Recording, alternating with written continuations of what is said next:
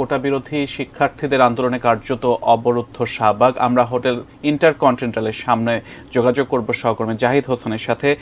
জাহিদ, আমরা দেখছিলাম 5টার দিকে শিক্ষার্থীরা শাহবাগ থেকে ইন্টারকন্টিনেন্টালের দিকে যাচ্ছিল এবং সেখানে অবস্থানের চেষ্টা করছিল। এখন কি অবস্থা, বিস্তারিত জানাবেন। বিক্ষুব্ধ শিক্ষার্থীরা যখন পুলিশের সঙ্গে ধাক্কাধাক্কি করে শাহবাগকে অবরুদ্ধ করে ফেলে, এরপর কিন্তু একটি প্রতিবাদী মিছিল আমি বলবো, সেটি হোটেল ইন্টারকন্টিনেন্টালের যে মোড়টি সেটি নিচ্ছিল এবং এখনো পর্যন্ত এই সড়কটি শাহবাগ থেকে হোটেল ইন্টারকন্টিনেন্টাল সেটি কিন্তু অবরুদ্ধ হয়ে আছে এবং শিক্ষার্থীরা হুড়মুড় স্লোগানে তারা আসলে এই সড়কটি দখলে রেখেছে। আমি আপনাকে এখানকার আবহাওয়াটা ঘুরিয়ে দেখাতে চাই। এখানে যেমন পুলিশের সাজোয়া যান আমরা দেখতে পেয়েছি, এর পাশাপাশি পুলিশের নিরাপত্তা বেষ্টনী দেখতে পাচ্ছি। আমরা আপনাকে ঘুরে দেখাই এখানে পুলিশের যে কয়েক ধরনের নিরাপত্তা পরিস্থিতি নিয়ন্ত্রণের বাইরে না যায়। এবং আপনি যেটি বললেন যে শুরুতে কিন্তু পুলিশের সঙ্গে বেশ ধাক্কাধাক্কি এবং বাকবিতণ্ডাও হয়েছিল এই সড়ক অবরুদ্ধ করা নিয়ে, এবং এরপরে শিক্ষার্থীদের আসলে এই জয়টা হয় এবং শিক্ষার্থীরা পথ দখলে নিয়ে নেয়। এবং যদিও এই গুঞ্জনটি ছিল আসলে বৃষ্টি বিঘ্নিত বিকেলে আজকে আন্দোলনটি চলবে কিনা, কিন্তু সেগুলোকে কিন্তু মিথ্যা প্রমাণিত করে কোটা আন্দোলনকারীরা বা কোটা সংস্কারের পক্ষে যারা লড়ছেন তারা আসলে ঢাকা বিশ্ববিদ্যালয় থেকে মিছিলে এই শাহবাগ প্রাঙ্গণে আসেন এবং সেই শাহবাগ থেকে শুরু করে সেই মিছিলটি কিন্তু হোটেল ইন্টারকন্টিনেন্টাল সে পর্যন্ত বিস্তৃত হয়েছে এবং সে পর্যন্ত অবরুদ্ধ আছে। এবং কখন যে আসলে এই অবরুদ্ধ পরিস্থিতি মুক্ত হবে সে বিষয়ে আসলে কারোরই কোনো নির্দেশনা নেই। এবং যেহেতু আপনি জানেন যে আসলে সরকারের পক্ষ থেকে সব ধরনের জায়গা থেকে এটি আশ্বস্ত করা হচ্ছে বা এটি অনুরোধ জানানো হচ্ছে ক্লাসে ফেরার জন্য, ঘরে ফেরার জন্য, তার কিন্তু কোনো পরিমাণে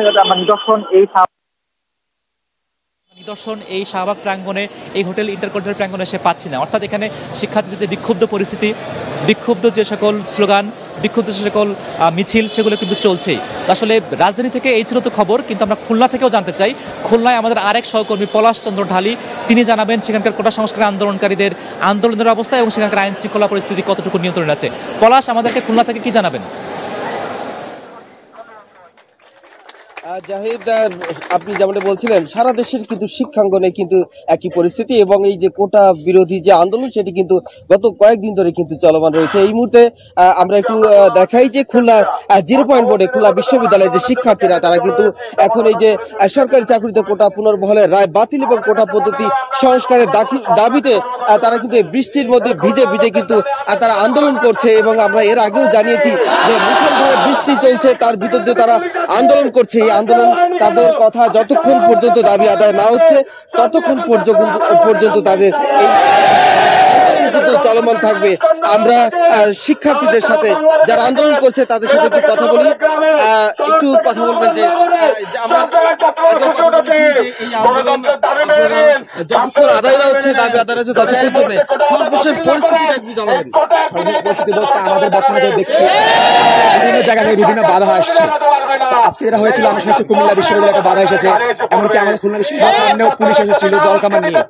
আমরা বলতে চাই, আমাদের যদি বাধা আসে তাহলে আন্দোলন আরো বড়সড় আন্দোলনে পরিণত হবে এবং এই আন্দোলনের জন্য আমাদের এই যে পুলিশ, এরা নিজেরাই দায়ী থাকবে এবং সরকার দায়ী থাকবে। আমরা চাই না আমাদের এই আন্দোলন অন্য কোনো দিকে রূপ নেয়। আন্দোলনের শুধুমাত্র একটাই দফা, একটাই দাবি, আমরা চাই আমাদের আন্দোলন এই দিকে থাকবে এবং সরকার আমাদের দাবি মেনে নেবে।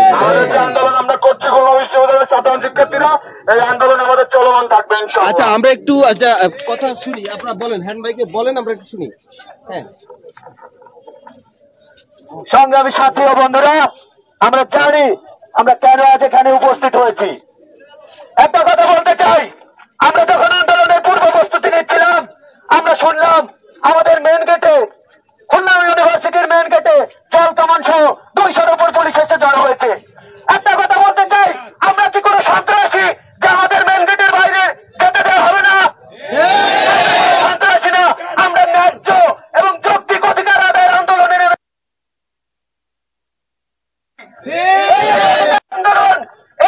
আন্দোলন ততক্ষণ চলমান থাকবে ততক্ষণ পর্যন্ত আমাদের অধিকার আদায় না হয়।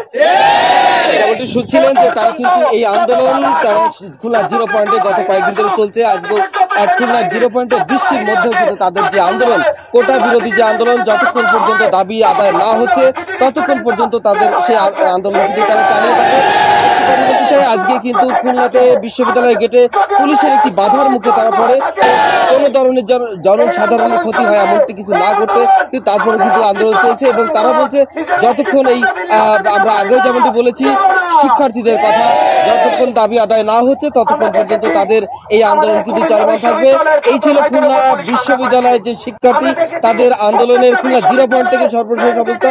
এখন আমরা আবার চলে যাব শাহবাগের, সেখানে যে আন্দোলন চলছে শাহবাগের আন্দোলন সম্পর্কে এখন জানাবে আমাদের সহকর্মী মনিরুল ইসলাম মিন্টু। সেখানকার পরিস্থিতি আমরা জানবো তার কাছ থেকে। মিন্টু, স্ট্যান্ড বাই বলেই যাচ্ছে।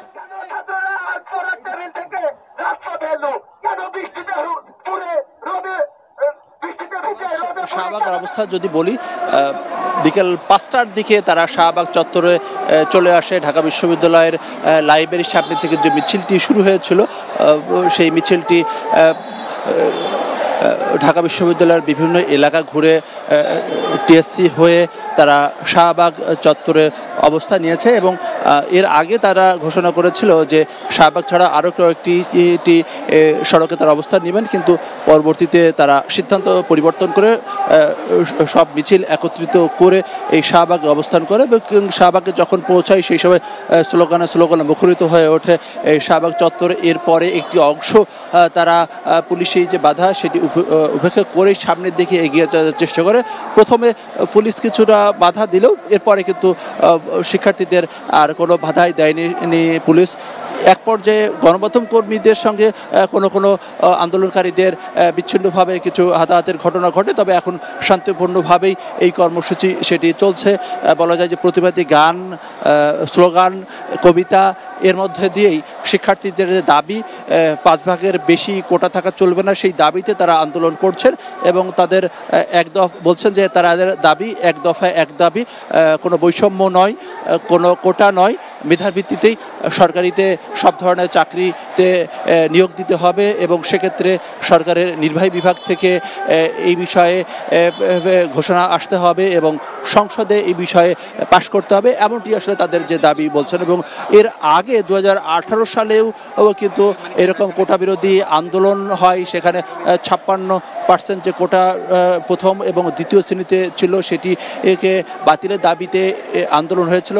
পরবর্তীতে কিন্তু সব ধরনের কোটা প্রথম শ্রেণী এবং দ্বিতীয় শ্রেণীতে সেটি বাতিল করা হয়, তবে তৃতীয় শ্রেণীতে কিন্তু সেই কোটা ছিল। তবে এবার কিন্তু শিক্ষার্থীরা বলছেন যে এবারে তাদের যে দাবি সরকারি সব ধরনের চাকরিতে কোটা থাকা চলবে না, যদিও থাকে সেটি 5 ভাগের বেশি নয়, সেক্ষেত্রে প্রতিবন্ধী ক্ষুদ্র জাতি গোষ্ঠী কিংবা মুক্তিযোদ্ধা সন্তানদের জন্য সেটি সরকার নির্ধারণ করে দিতে পারে এবং আদালতের সঙ্গে তাদের যাতে কোনো ধরনের মুখোমুখি অবস্থায় দাঁড় না করা হয় সেক্ষেত্রে সরকারের প্রতি তারা দাবি জানাচ্ছেন। যদিও সরকারের পক্ষ থেকে বলা হয়েছে যাতে জনদুর্ভোগ সৃষ্টি না করে যাতে শিক্ষার্থীরা কোনো ধরনের প্রতিবন্ধকতা জনদুর্ভোগ সৃষ্টি না করে তারা যেন ক্লাসে ফিরে যায়, তবে শিক্ষার্থীরা বলছেন যে তাদের যে দাবি মেনে নিলেই তারা ক্লাসে ফিরবেন। আমাদের আরেক সহকর্মী মনিরুজ্জামান রয়েছেন শাহবাগের আরেক প্রান্তে, ইন্টারকন্টিনেন্টাল যে হোটেলের সামনের এলাকায়, সেখানকার অবস্থা মনিরুজ্জামান যদি দর্শকদেরকে জানান। মনিরুজ্জামান।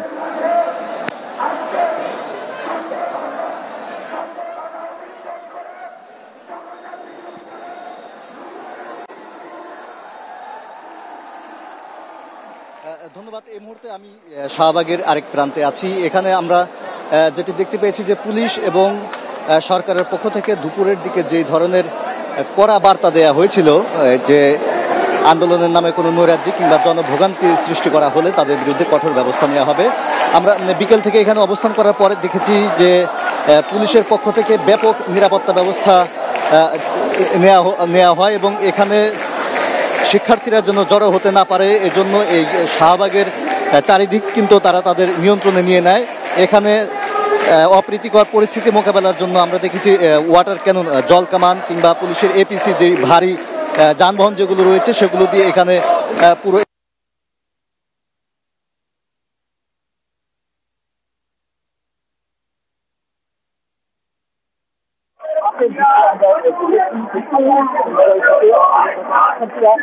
শাহবাগের এবং এক পর্যায়ে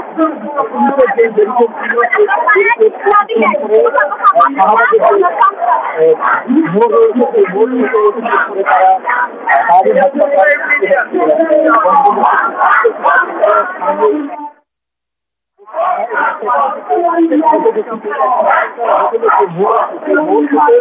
অবস্থান নেয় এবং সেখান থেকে সেই মোড় থেকে ঘুরে এসে তারা আবার বাগে এসে তাদের শাহবাগ মোড়ে এসে তারা অবস্থান নেয় এবং এই পুরো সময়টি পুলিশ কিন্তু অনেকটাই অসহায় বোধ করছিল। কারণ আমরা এখানে এসে যেটা দেখেছিলাম, পুলিশের পক্ষ থেকে ঊর্ধ্বতন কর্মকর্তা যারা আছেন তারা পুলিশের সাধারণ সদস্যদেরকে কড়া বার্তা দিচ্ছিলেন যে ব্যারিকেডটি দেওয়া হয়েছে এই ব্যারিকেডের বাইরে যেন কেউ যেতে না পারে, অর্থাৎ ব্যারিকেড অতিক্রম করে কোনো আন্দোলনকারী না পারে, এই ধরনের কঠোর হুঁশিয়ারি বার্তা কিংবা নির্দেশনা যেটি বলি পুলিশের সাধারণ সদস্যদের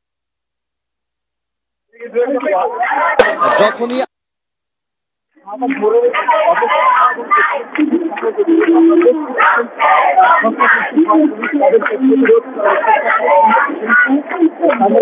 চেষ্টা করে, কিন্তু সাধারণ শিক্ষার্থী যারা আছেন তারা পুলিশের সেই প্রতিরোধকে মোকাবেলা করে তাদেরকে অনেকটা অসহায় অবস্থায় ফেলে দিয়ে তারা তাদের আন্দোলন, সাধারণ শিক্ষার্থী যারা আছেন তারা তাদের আন্দোলন কার্যক্রম যেটি আছে সেটি তারা পরিচালনা করেন। এবং এই পুরো সময়টি আমরা দেখেছি পুলিশ অনেকটা নীরব ভূমিকা পালন করে। যে ধরনের কড়া বার্তা কিংবা কঠোর বার্তা এই পরিস্থিতি মোকাবেলার আগে দিয়েছিলেন, সেই বার্তা আসলে তারা রক্ষা করতে পারেননি। সেখানে আমরা দেখেছি যে যেই কড়া বার্তা, সেই কড়া বার্তা তারা সেখানে পালন করতে না পেরেও অনেকটা অসহায়ভাবেই এই শিক্ষার্থীদের যেই আন্দোলন, সেই আন্দোলন তারা দেখেছেন এবং কোনো ধরনের প্রতিরোধমূলক ব্যবস্থা না নিয়ে তারা সাধারণ শিক্ষার্থীদের এই আন্দোলনকে প্রতিহত করার চেষ্টা করেও কিন্তু ব্যর্থ হয়ে পরবর্তীতে তারা নিরাপদেই তাদের যেই আশ্রয় কিংবা নিরাপদে তাদের যে অবস্থান নেয় সেই অবস্থান নিয়ে রেখেছে আইনশৃঙ্খলা রক্ষাকারী বাহিনী। তো এই ছিল আমার কাছে শাহবাগের মোড়ের এক প্রান্ত থেকে আইনশৃঙ্খলা পরিস্থিতি এবং আন্দোলনকারীদের সর্বশেষ পরিস্থিতির খবর। এখন আমরা চট্টগ্রামে আমাদের সহকর্মী পারভেজের কাছে যাব, তিনি আছেন চট্টগ্রামে।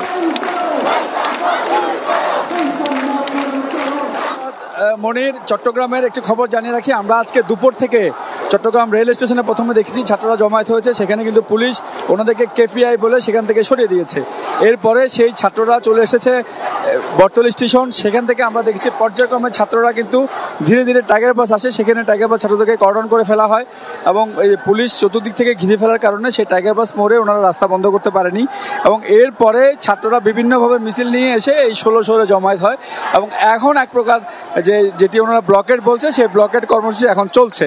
অর্থাৎ যেটি ওনারা টাইগার পাস বা অন্য জায়গায় করতে চেয়েছিল সেটি পারেনি, এরপরে মিছিল সহকারে ওনারা ছোট ছোট মিছিল নিয়ে খণ্ড খণ্ড মিছিল নিয়ে সবাই এসে এই 16 শহরে এসে জড়ো হয় এবং এখন মূলত 16 শহরের দুই পাশে বা চতুর্পাশে যে গাড়িগুলো রয়েছে এখানে গাড়িগুলো মোটামুটি এখন বন্ধ অবস্থায় রয়েছে এবং পুলিশ সতর্ক অবস্থায় রয়েছে। অর্থাৎ পুলিশ প্রথমে যে ওনাদের যে একটি ভূমিকা দেখিয়েছিল যার কারণে ছাত্ররা কিন্তু এক জায়গায় জড়ো হতে পারেনি, ওনারা বিভিন্ন জায়গায় ছোট ছোট জায়গায় আটকে ছিল।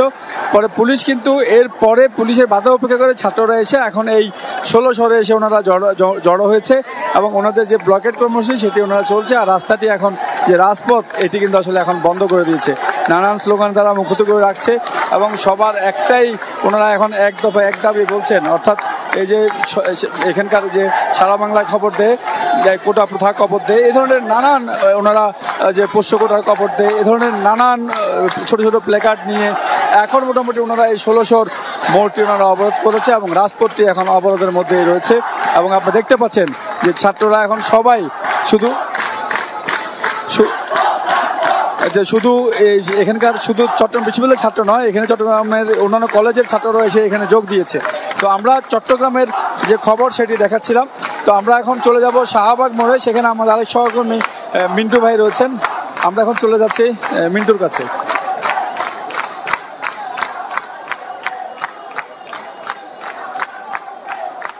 মনিরুল পারভেজ, শাহবাগের যে শিক্ষার্থীদের যে আন্দোলন, বৈষম্য বিরোধী যে ছাত্র ব্যানারের যে আন্দোলন বাংলা ব্লকের সেটি চলছে এবং এর আগে দুপুরের দিকে বৃষ্টি উপেক্ষা করেই ঢাকা বিশ্ববিদ্যালয়ের লাইব্রেরির সামনে শিক্ষার্থীরা জড়ো হয়েছিল বিভিন্ন হল থেকে। অন্যদিকে মধুর ক্যান্টিনে কিন্তু ছাত্রলীগ অবস্থান নিয়েছিল। প্রথম দিকে কিছুটা দ্বিধাদ্বন্দ্ব থাকলেও পরবর্তীতে শিক্ষার্থীরা তারা কিন্তু সংগঠিত হয় এবং স্লোগানে মুখরিত করে ঢাকা বিশ্ববিদ্যালয় লাইব্রেরির সামনের এলাকা। এবং এরপরে শিক্ষার্থীরা তারা মিছিল নিয়ে কলাভবন হয়ে, মলচত্বর হয়ে, সূর্য সেন মহসিন হল হয়ে এবং টিএসসি হয়ে তারা আবারও শাহবাগের দিকে এগিয়ে আসে। যদিও আজকে কর্মসূচিতে আরও কয়েকটি সড়কে শিক্ষার্থীদের অবস্থান নেওয়ার কথা ছিল, তবে পরিবর্তিত প্রেক্ষাপটে পরবর্তীতে সিদ্ধান্ত পরিবর্তন করে তারা শাহবাগ মোড় এলাকাতে অবস্থান নেয় এবং এই মুহূর্তে 1 ঘন্টারও বেশি সময় 5টার কিছু আগে শিক্ষার্থীরা এখানে পৌঁছানোর পরে একটি অংশ তারা পুলিশের একটি বাধা ছিল, সেই বাধা অতিক্রম করে সামনের দিকে এগিয়ে যাওয়ার চেষ্টা করে। সেই সময় কিছুটা উত্তেজনা সৃষ্টি হয়। এরপরে অবশ্য পুলিশ আন্দোলনকারীদেরকে আর কোনো বাধাই দেয়নি। আন্দোলনকারীরা একটি অংশ কিছুটা সামনের দিকে এগিয়ে আবার এসে তারা এখন এই শাহবাগ চত্বরে অবস্থান নিয়েছেন এবং তাদের যে এক দফা এক দাবি, কোটার ভিত্তিতে নয়, মেধার ভিত্তিতে, সমতার ভিত্তিতে এবং যোগ্যতার ভিত্তিতে তাতে সরকারি চাকরি দেওয়া হয় এবং সেই দাবি তারা করছেন। এবং সেই দাবিতে তারা বলছেন যে শুধু প্রথম শ্রেণী বা দ্বিতীয় শ্রেণী নয়, সরকারি সব ধরনের চাকরিতেই এই ধরনের কোটা, সেই বৈষম্য সেটি বাতিল করতে হবে। এবং তারা বলছেন যে তাদের দাবি মেনে নিলেই তারা ক্লাসে ফিরবেন এবং তারা পরীক্ষার হলে ফিরবেন। যদিও সরকার পক্ষ থেকে বলা হয়েছে যে এই ধরনের জনদুর্ভোগ সৃষ্টি না করে তারা যেন ক্লাসে ফিরে যায়, তবে তারা বলছেন যে তাদের দাবি যৌক্তিক এবং সেই যৌক্তিক দাবিতে তারা আন্দোলন করছেন এমনটি তারা বলছেন।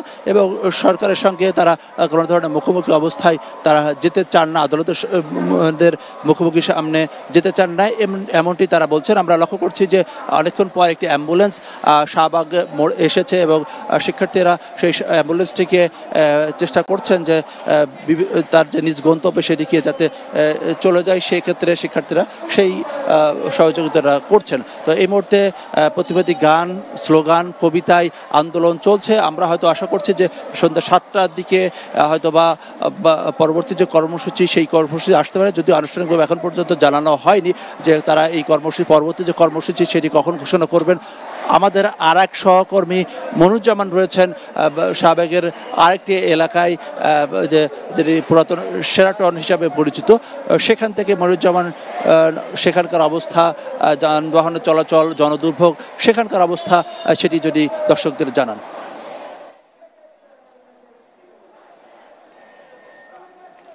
ধন্যবাদ মিন্টু। আমি এই মুহূর্তে আছি শাহবাগ মোড়ে। অবস্থান কর্মসূচির যে মূল মঞ্চটি রয়েছে সেই মূল মঞ্চ এখানে আমরা দেখেছি যে নেতৃত্ব দানকারী শিক্ষার্থী যারা আছেন তারা সাধারণ শিক্ষার্থীদেরকে এই আন্দোলনে স্বতঃস্ফূর্ত অংশগ্রহণ করার লক্ষ্যে কিংবা সাধারণ শিক্ষার্থীদেরকে স্বতঃস্ফূর্ত রাখার লক্ষ্যে নানা ধরনের স্লোগান দিচ্ছেন কোটার বিপক্ষে, অর্থাৎ কোটার চাকরিতে কোটার যে বিধিমালা রয়েছে সেই কোটা ব্যবস্থার বিপক্ষে নানা ধরনের স্লোগান দিয়ে সাধারণ শিক্ষার্থীদের উজ্জীবিত করার চেষ্টা করা হচ্ছে। আমরা দেখতে পেয়েছি যে এখানে যারা নেতৃত্ব দিচ্ছেন তারা কিন্তু বলছেন যে 2018 সালে যে সরকার যেই কোটা ব্যবস্থাপনা বাতিল করে যেই পরিপত্র জারি করে সেটিকেই বহাল রাখতে হবে। যেহেতু উচ্চ আদালত একটি নির্দেশনা দিয়েছেন, অর্থাৎ হাইকোর্ট যে আদেশ দিয়েছিল কোটা বহাল রেখে সেটির উপর স্থিতাবস্থা জারি করেছেন আপিল বিভাগ। এখন সাধারণ শিক্ষার্থী যারা আছেন তারা দাবি করেছেন যে এটি আদালতের উপর না ছেড়ে দিয়ে এটি নির্বাহী বিভাগ থেকে যেন এই বিষয়টি সুরাহা করা হয়, সংসদে যেন আইন পাশের মাধ্যমে কোটা ব্যবস্থাপনা পুরো বাতিল করে দেওয়া হয়, অর্থাৎ এটি বিলুপ্ত করার দাবি জানানো হয়েছে। তারা বলছেন যে 56% এই কোটা ব্যবস্থা থাকার ফলে সাধারণ শিক্ষার্থীদের মধ্যে মেধাবী যারা আছেন তারা কিন্তু চাকরি থেকে বঞ্চিত হচ্ছেন এবং এই বঞ্চিত একটি বড় অংশ চাকরিতে সরকারি চাকরি থেকে বঞ্চিত হয়ে অনেকেই কিন্তু বেকার জীবনযাপন করছেন এবং তাদের দাবি এই কোটা ব্যবস্থাপনার কারণেই কিন্তু সরকারের বিভিন্ন সংস্থা কিংবা বিভিন্ন প্রতিষ্ঠানের মধ্যে দুর্নীতির যে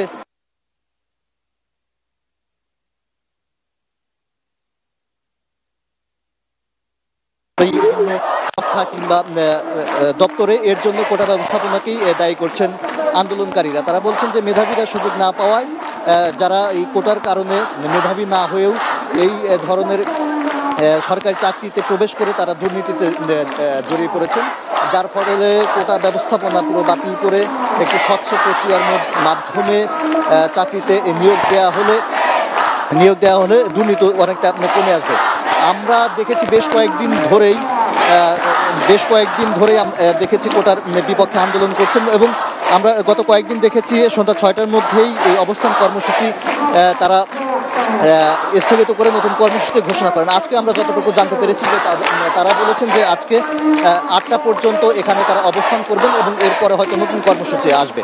তো সারা বাংলাদেশেই যেহেতু এই কোটার বিরুদ্ধে আন্দোলন চলছে, এখন আমরা যাব রংপুরে আমাদের সহকর্মী শাহরিয়ার আছেন, তার কাছ থেকে রংপুরের বিস্তারিত জানবো।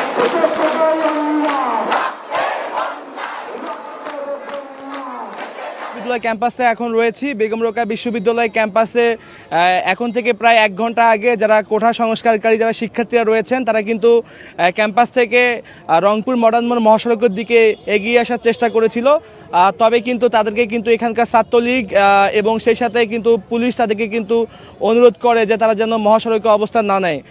তারপরেই কিন্তু এখানে ছাত্রলীগের নেতাকর্মীদের সাথে শিক্ষার্থীদের কিন্তু কথা কাটাকাটি হয়। তারপর এক পর্যায়ে ছাত্রলীগের নেতাকর্মীরা কিন্তু শিক্ষার্থীদের ওপর কিন্তু চড়া হয়ে ওঠে এবং এখান থেকে কিন্তু কয়েকজন শিক্ষার্থী অভিযোগও করেছেন তাদের ওপর কিন্তু নির্যাতন করা হয়েছিল।